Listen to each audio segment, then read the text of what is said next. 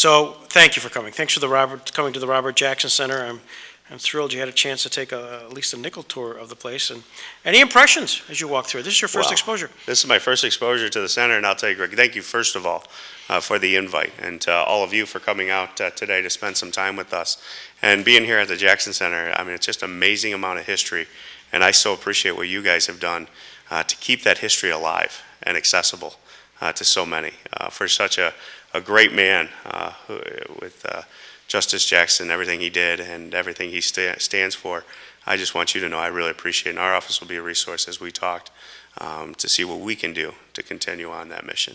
So noted, and we have 5 items. There you go. Just cash the check early, because I don't know if you're Well, among the folks here are just our various board members and various community leaders, and they're just thrilled that you're able to be as present as you have been. And today, hopefully our goal is to find out a little bit more about who Tom Reed really is. And I was looking at this extensive resume which was sent to me, and it's on various Wikipedias and other things like that. But there's one that's really missing, and I thought maybe you could fill in early today, and that is being the pledge master of Delta Sigma Phi. I wonder if you could talk a little bit about that high office that you had. Well, you definitely done the research, Greg. That is, I probably know the source of that. Where'd Ken go? He's got to be right around here somewhere. There he is, right there. Ken and I are fraternity brothers together. We were Delta Sigma Phi brothers, going to Alfred University together, and it was a great organization, and it still is. We have so many close friends, and I had the privilege of being selected to be a pledge master for a semester for a group of young men, and I still stay in contact with many, if not all of them. And it's just a great town, it's a great college, it's a great community, and that's where I met my wife, and we have now been blessed with 2 kids, Autumn and Will, 14 and 12, and it all stems from the introductions that happened there at Alfred, New York. Talk to me about Ken Lawton, since he was one of your initiates, I bet. I have a policy of mutual detente here, that we will not, mutually assured destruction here, is that we're going to, let's just say we worked hard, we played hard. Okay. But we had a great time. No one got hurt, no one got in trouble, and it was just a great 4 years of our lives. I'm sure Ken can attest to it too. We just made some true lifelong friendships. Still remember professors such as Bob Heineman, Gary Ostrower, who we talk to on a regular basis, communicate handwritten notes back and forth. And there was my political science and history professors, and just good people. And that's what I think we are in Western New York. It's just we're down to earth, practical, common sense people. And going to Alfred, it was only an hour away from my hometown in Corning, and that was important to me. And I just so appreciated the atmosphere of that place. Born November 18th, 1971 in Joliet, Illinois. How'd you end up in New York? Well, quick story. I guess I'll make the long story shorter, or maybe we can get into the long stories too. But my dad was career military, Greg. He was 20 years in the Army. Then he retired out of the Army and ran the Rock Island Arsenal, which is out in Illinois. And I'm the youngest of 12, so I have 11 older brothers and sisters. And when Dad retired and he kind of went into that civil service branch of the federal government running the Arsenal, we laid some roots down in Illinois. Now, Dad passed when I was 2, so he passed early 70s, and both my mom and dad are from Corning, and my grandparents on both sides are from Corning. So I live in a house my grandpa built in 1922, same house that we moved back to Corning after my father passed. My mom brought the 6 of us back home and raised us all by herself. And she was just a fabulous woman, just a great person. She truly is the person I've always looked up to in my life. And when she passed in '98, that was the moment where I said to my wife, it's time to go home. And so that's how we went from Illinois back to Corning, and that's where we live now, and happily so. You come back to Corning at that time period, and how did politics beckon? Politics was something that, obviously having the political science degree and going to law school, it's always something that was always out there. with Dad's career military service, and it was ingrained in me by my mother and older sisters and brothers that, you give back. You give back to your community whenever you can. And I always thought political service would be my way, because I didn't choose to go down the military service. I always thought political service would be my way at the end of my career, or second career, of giving back to the community and standing up for our area. But it happened much faster. The circumstances were such that it didn't work out that way. But I always envisioned that in my future. Did I ever envision going to Washington, D.C.? No, that was not it wasn't like it was laid out in some type of step-by-step goal type of action item. It was just where there was an opportunity, we were going to stand up, and I thought it would be much later down the road. But obviously it didn't happen that way. Given it's clear you have this competitive spirit. I noted here that at Alfred you were an NCAA Division III All-American swimmer. Would you swim? I was a middle distance freestyle, and I kind of chuckle at that, because obviously, looking at me today, most people don't come up and say, "Oh, you must have been a swimmer." I'm more of a floater today than I am a swimmer. But swimming was a great part of my life, and it still is, because of so many friendships I've created from swimming for 14 years. I started off when I was, 7 and 8 years old in the age group club team, the Elmira Corning River Rats program, and just grew up with it. And went to college, went to high school, swam in high school, went to college, and I was an All-American swimmer there.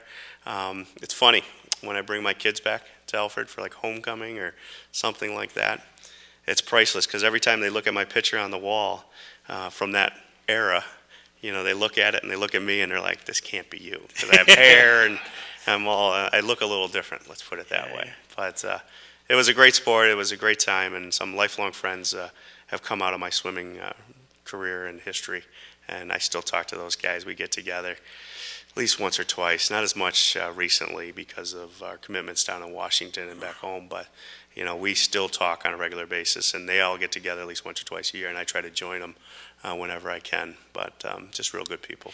Was that a time in the Division III when Kenyon College was still They were the powerhouse. They were. I think they had a 20-year streak at that point in time, being national champions.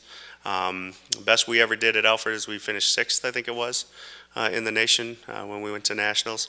Some really great swimmers, and it was just some of those moments that I'll never forget.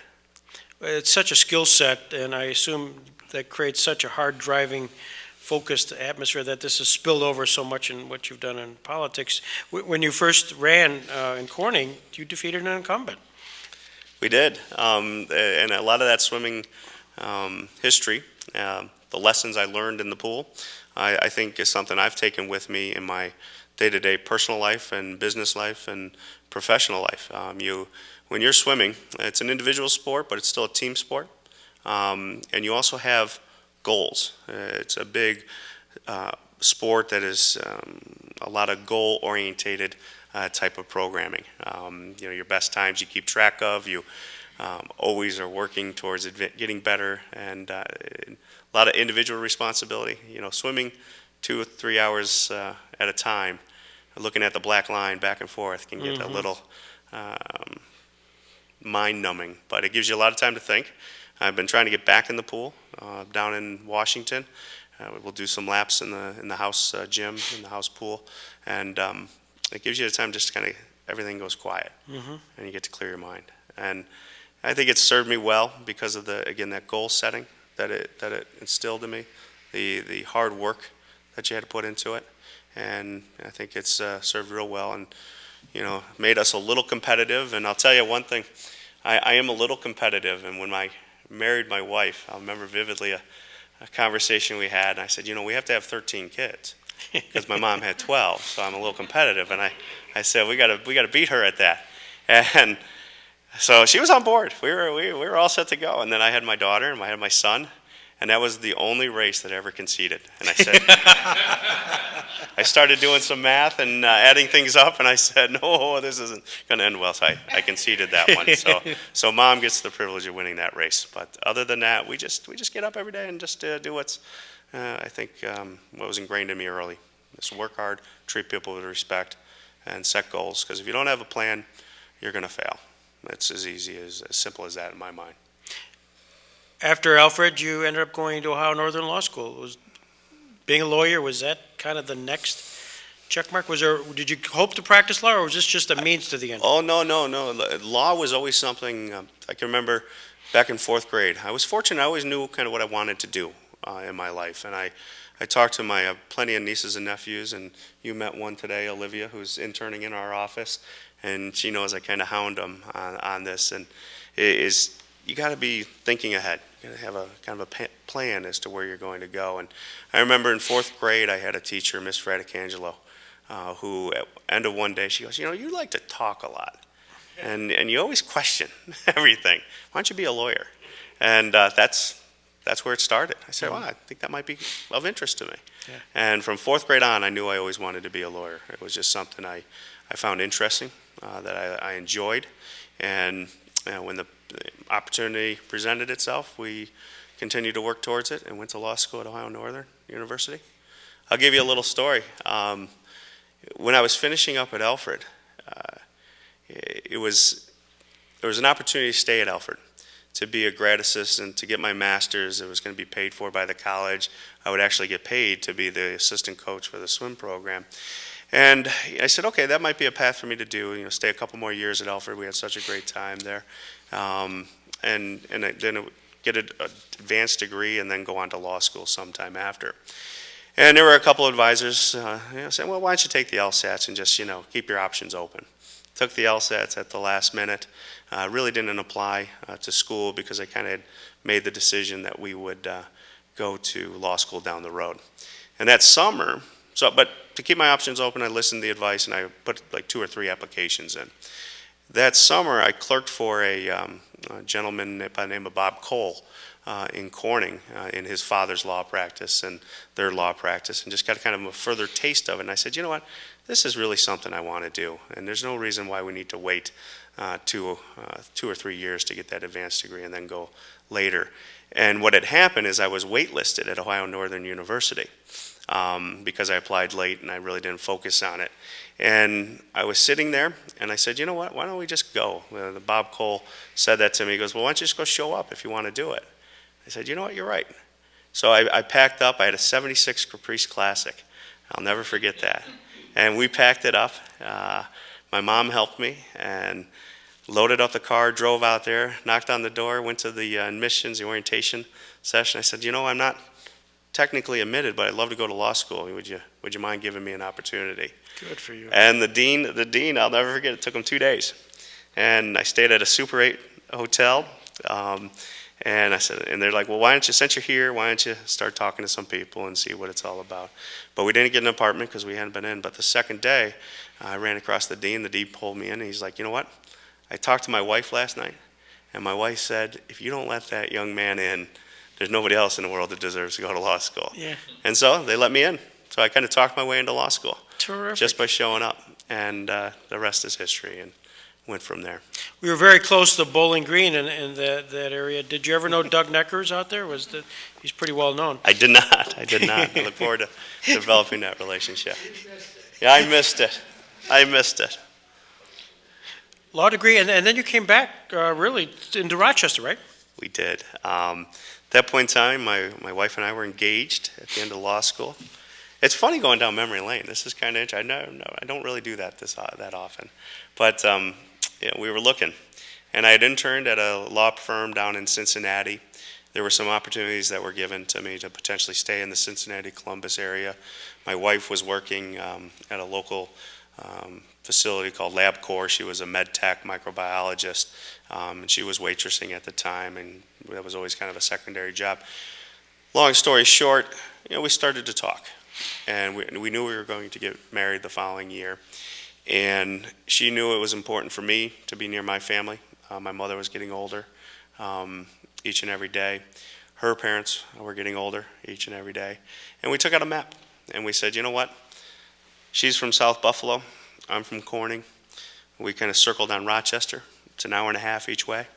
And we said, why don't we plant some roots there?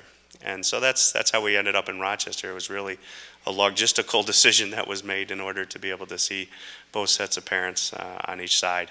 And we went back to Rochester and studied for the bar, and she worked real hard. She worked midnights at Strong Memorial Hospital and waitressed at the local Chili's, and helped pay the bills as I studied for the bar exam. So I've been blessed, Greg. I've been blessed. She's a great lady, and we have a great family. What does the Gallo Law Firm have you do? Well, Gallo and Iacovangelo is a firm up there. They specialize in real estate, but it's a kind of an all-purpose firm. I worked upstairs. I love being in the courtroom. I love being in front of a jury. That is one of the things I always envisioned, even when I was young, trying to get into the law, is that I always wanted to be a trial attorney, be it criminal defense, be it whatever, defending cases, prosecuting cases, plaintiffs, whatever, just being in the courtroom. And so I was upstairs in their litigation department. Met a man there who hired me by the name of Joe Rizzo, who is truly a mentor of mine. Kind of took me under his wing, taught me the practice of law. Also met an individual there by the name of Frank Iacovangelo, who was the founding partner of that firm. And I'll tell you, he taught me the business of law. Mm-hmm. And as a lawyer, I'm sure you know what I'm referring to. There are two things. I mean, you can be the best practitioner, but if you don't keep your eye on the business side of it, you can't help anybody out because you can't pay the bills, keep the lights on. And so I was fortunate to be associated with them and learn from them both aspects of it. And so we did a lot of grunt work in the beginning, and it was a firm setting, so you know what that is. That's got to get those billable hours up. You got to keep track of it all, and spend a lot of time there, a lot of weekends, a lot of late nights. But it was all, never regret it working for that organization. Well, I understand billable hours. None today, I might add. I'm sure there's a way you can figure it out. Yeah, I'm just kidding. You did some municipal corporate counseling, it says here. Did that give you kind of a opening a little bit of how municipal law or municipal work works? Yeah, that started at Gallo and Iacovangelo. One of the partners in the litigation group, in the upstairs group, did a lot of general corporate counseling for municipalities. And he would represent them on a day-to-day basis. And he took ill. And the partners said, hey, why don't we send Tom over? He's kind of helping everybody out because, being a young associate, you kind of did all the day-to-day stuff. And so they started sending me to the town of Irondequoit, town of Greece up there, and developed some good relationships there with the town supervisors and the town boards, and got exposed to municipal law. And it was an area that, as a municipal lawyer, I'll tell you, you touch everything. Right. Every day is a new issue that comes in. And I'll say that that experience opened up a path when we went back to Corning that I saw that was going to be part of my business plan for my own law practice when we eventually moved back to Corning. And that started the municipal side of things. Obviously, you made a decision at some point to leave Rochester, leave the firm, and move to Corning and start your own practice. I did. That's a major league decision. Yes, it was. So December 20th, 1998, my mother passed. And that was another life moment where my wife and I sat down and I said, it's time for me to go home. And let's go. By that time, my daughter had been born. She was 2, I think, at the time, 2 to 3, somewhere around there. And we made the decision to move back to Corning. And one of the sales pitches that I made to my wife was, look, I'll open up my own practice. All these hours and all these billable hours that I'm worried about at the office, I'll be able to be my own boss. I'll be able to have all this extra time. We'll spend all this time together. Every weekend will be free, and every evening will be open, so just you and I can live in love and bliss. And as a solo practitioner, having that experience, I'm sure, Greg, yourself, that's not the case. Yeah. So when we went back to nice sales pitch, by the way. Yeah, it worked. It worked. She said yes. That sounds great. So we moved back to Corning, and I opened up my own law practice. And that same gentleman, Bob Cole, who I interned for, he, right after my mother's funeral, we sat down and talked. He said, Tom, I have a cubicle here. Why don't you start there? We'll work out a deal, that type of thing, handshake type deal. And we started our practice in a cubicle no bigger than the corner of the, over there. I mean, it was tiny. 6 months, I was all by myself. I was the accounting department. I was the investigation department. I was the attorney. I was the paralegal. I was the secretary. And then it just grew from there.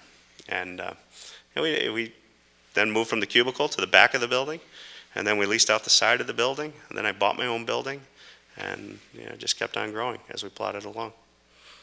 And you're pretty much in the real estate business, and That was another, as I was opening up the practice of law, what I learned from Gail and Yakovangelo, again, was the business from Frank, was the business of law. And one of the lessons I learned was diversity. And real estate, being affiliated with Gail and Yakovangelo and them having their high presence in the real estate market up there. I saw the benefit of real estate and the foundation upon which it provided. So we started into the real estate side of things, why we maintain the municipal law practice, why we maintain the trial work and the practice of law on a day-to-day basis, and we kind of ventured off into that arena. And we did some property development, started a mortgage brokerage company, real estate company, and so there was 4 total businesses that we started on our own, and it just kind of grew from there. it says here that you had a commitment to family and friends, an enduring love for your hometown, and a deep concern about the, quote, personal, petty political issues you saw at City Hall that ultimately propelled you to seek political office. What was it that at some point you came home, kicked the cat, and said, I got to get involved? Yeah, being involved in the community, contributing different areas, different boards, got a feel for City Hall, what was going on down there. And there came a point in time where I became active in the Republican Party and was on the city committee, so further got exposed to what was going on in the community. And really, it boiled down to, there was a situation where an individual became mayor of the city. And I just said, you know what, I don't think he's the right individual. He had been a member of the city council for 20 plus years, became mayor. And my humble opinion, he ran it kind of the old school way. Taking care of friends, that type of pothole type of mayor. And knowing the city, knowing the future of the city, where it was going to go, and the difficulty that I saw that City Hall was facing, talking to people that were dealing with the issues there, I said, you know what, if no one else is going to challenge, because there was a discussion of people just saying, oh, he's been on the city council for 20 plus years, there's no way you're going to be successful, there's no way to take him on and win. And I said, that's not what it's about. So if no one else is going to be doing it, I'll step up. Threw my hat in the ring. Everyone told me I was foolish. Everyone told me it wasn't going to happen. But lo and behold, just knocked on a lot of doors, worked real hard, set those goals. And I literally knocked on every door of the city of Corning and told people what I thought I could do for the city and what the city should be focusing on going forward, and developing a mission statement, a comprehensive plan, and really trying to identify long-term capital planning needs for the city, because the infrastructure of the city was crumbling. It still is. And we're still working on it. But at least we needed to start there, and that's what we focused on. And you won significantly, getting 59% of the vote in your first try at political office. Yeah, I think we had a great team, knocking on a lot of doors, and things worked out. Did people pay attention with the size or the margin of victory here? Was there other folks from outside the area looking in? People recognized that, but I didn't really look at it that way. I was selected to do a job, and even the people that didn't vote for me, we still are one family there in the city of Corning, and now representing people of the entire Western New York, we're still one family in my book. Shortly thereafter, the District 29 seat was open. For the benefit of all of us, what was the background there? Why was there a vacancy? Well, when I first ran, when I first announced my candidacy, there wasn't a vacancy. Okay. There was an individual representing the 29th Congressional District by the name of Eric Massa was his name. And he was representing the district, and again, Who, by the way, had just narrowly beat Randy Cool, right? Correct, Okay. correct.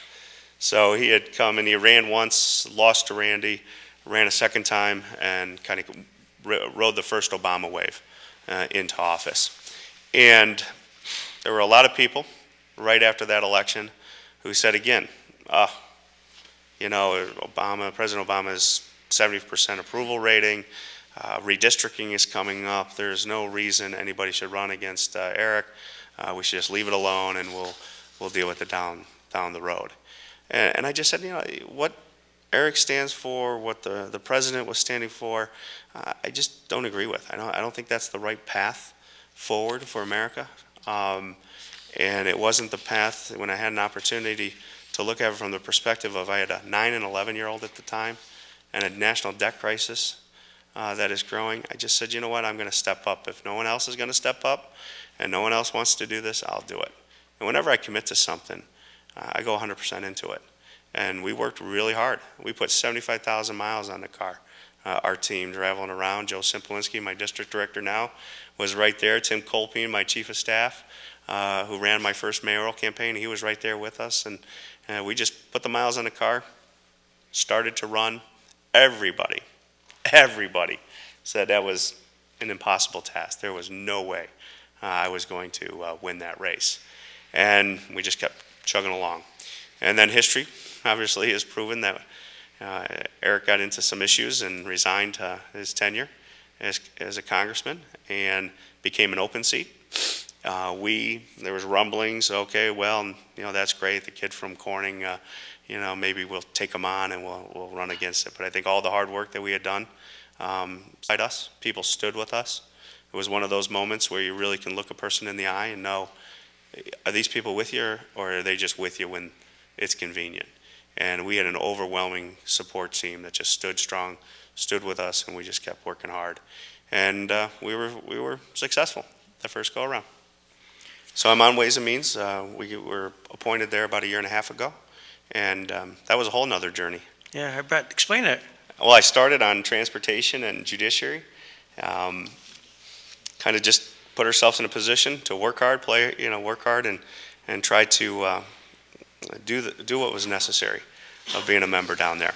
And that got recognized, I believe, and they asked us to serve on the Rules Committee. The Speaker reached out, and then an opportunity came where there was a vacancy on the Ways and Means Committee, and they selected and put us on the Ways and Means Committee. And the staff did some work, and I guess they identified that that was the fastest anyone was appointed to the Ways and Means Committee, other than being appointed as a freshman member. How that came to be, a lot of luck, being in the right place at the right time, but I think also is a testament to our team and the group effort that we put together and the hard work we believe in. Did you really say this? On June 14th, 2011, when you were appointed to the Ways and Means Committee, you attribute that selection to, quote, walking the Speaker's dog 4 days a week. Is that right? I did. I said that tongue in cheek, and I can assure you that was, yeah, we were joking about it because so many people couldn't believe that had happened to us, and so we made the kind of off-comment joke. I could never take myself too serious, Greg. Being the youngest of 12, you can never, ever take yourself too serious. Although my brothers and sisters will put me right back in my spot. In addition to Ways and Means, are there any other committees you're on? No, when you're on Ways and Means, there's no other committees really to serve on. It's an A committee, and they expect you to focus on that committee. What, because we know that is the premier appointment, and congratulations. But what does that really mean in the sense of your workload and what they expect from you, et cetera? Yeah, it was one of those things, I think Paul Ryan summed it up best. I've gotten to know Paul, being on the committee with him, our vice presidential candidate last go around. The first thing he said to me when we came up, thank you, Jacqueline, was, Tom, you're no longer on the sidelines, you're on the field. And I didn't know exactly what he meant by that. And I started thinking about it. And then as each day went by and we spent more and more time on the committee, everything in Congress goes before that committee. We are the group that is touching tax policy, health policy, trade policy. Everything that's coming out of the House of Representatives, the Ways and Means Committees has their fingerprints on it in one way or the other. And so what the expectation is that you will work hard, you will know what you're talking about. They don't put people on there that are there to throw bombs, that are there to make headlines. You're there to do the work of the people and the work of the House. And I so appreciate it. It's been an amazing experience. Things that come across my desk in the last year and a half have been so diverse and so exciting. Another thing, you proposed a resolution to install a clock with the estimated United States national debt updated in real time in the chamber of the House of Representatives. How'd you do? The House historians and the architects did not approve of that request. But we did it more for the purpose of trying to put into focus the size of this national debt, why it is a crisis, how it's growing out of control. And every time we pass a bill in the House, we should be aware of that. And so that was the intention of the resolution. And it got some national attention. Some people picked up with it and saw the importance of doing it. I think you saw it at the Republican National Convention when they had the debt clock up there. I think a lot of what we did in regards to dropping that resolution spurred some people to think about putting it there. But it's one of those monsters in the room that is sneaking up on us. And it's if it's not dealt with, I don't know how this ends well for us as a country. You know, I've reached out to people. I have a reputation in Washington of being able to talk to anybody. You know, I'm a country lawyer from Western New York. I don't have all the answers, but I'm going to ask the questions and I'm going to do the work to try to get the answers. And you know, I've talked to people like Secretary Geithner. We've had some very candid conversations, a group of 2 or 3 of us with the Secretary, and I've asked. I said, how does this end? How does this fiscal policy end? And what gives me hope and optimism is that even they recognize it's not sustainable. Even the Paul Krugmans of the world that we've studied and read and tried to understand the economic policy behind some of these decisions in Washington now, when you talk to them, they see it's not sustainable. So we have to figure it out, and we can figure it out. You're the second lawyer now who's described himself as a country lawyer from Western New York. The first one's now going to have his name on the federal courthouse up in Buffalo, so welcome. Oh, I like that. All right. Well, that's great company. If I can, geez, those are big shoes to fill. The question is about natural gas, Marcellus, Utica, and all the shale and tight sands formations that are in North America that have been identified. I believe, and we're still working towards a comprehensive energy policy. I believe in that all of the above approach, but I believe also there's a general sentiment right now that recognizes that natural gas from these shale formations, oil supplies from these tight sand formations is a game changer when it comes to our energy policy. When you read reports where they're projecting we're going to be energy independent in the next 20 years because of the technology and the resources that we're talking about from natural gas and tight sands, that is a whole geopolitical change that we should all be joining hands to support. Does not mean, and this is part of the politics that sometimes gets very frustrating to me, that anyone who supports natural gas, and we support the development of that natural gas, does not want to do it in a way that destroys our environment and destroys our backyard, destroys our beautiful lakes like Chautauqua and Keuka Lake, where we have our summer cottage on that's been in our family since 1940. We're not going to do that. A good friend of mine who chaired the Marcellus Shale Caucus that we started 2 years ago in Washington, D.C., Mark Kritz, a Democrat from the Pennsylvania area, is no longer a member, but he grew up in the coal country. And he said, we're not going back to orange skies and orange water. And I wholeheartedly agree with that sentiment.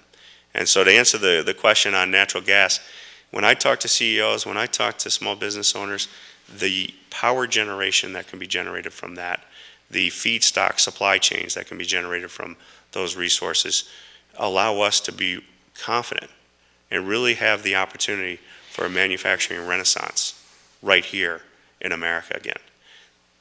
I'm all in on that. As the co-chair of the Manufacturing Caucus in D.C., joining with Tim Ryan from Ohio on a bipartisan basis, that is one of the things we see as an opportunity to really make things in America again, where we are competitive and people are making a decision to build the plants here because they can compete on the world economic stage in a way that they couldn't before natural gas and the oil formations were discovered. And what about the Keystone Pipeline? Well, the question on, am I concerned, can they stop that? Anytime you have extreme movements, I'm concerned about that, regardless if it's on the right or on the left. And what you're going to find in me is I'm very practical, I'm very pragmatic, and we need to join together to solve these problems. What I'd rather take the issue on from is, let's see, what is the concern? We don't want to destroy the environment. I have not come across anyone in our society that wants to engage in that type of behavior. It's a different cultural shift that occurred from the 40s and the 30s that are now present from the 70s, 80s, 90s, and now our century. So I'm not as concerned about that. It's always something that we're going to be fighting, if you want to use that term. But I think if we just keep our eye on the goal, and that is to become energy independent, to develop these resources, and also not forget that we have to have a long-term vision, because they are still finite resources.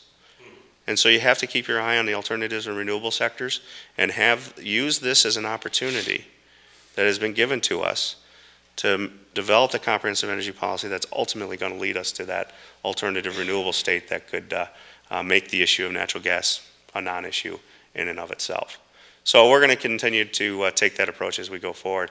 Keystone Pipeline, it's up in the air right now. I think what you're going to see is a movement towards developing these resources.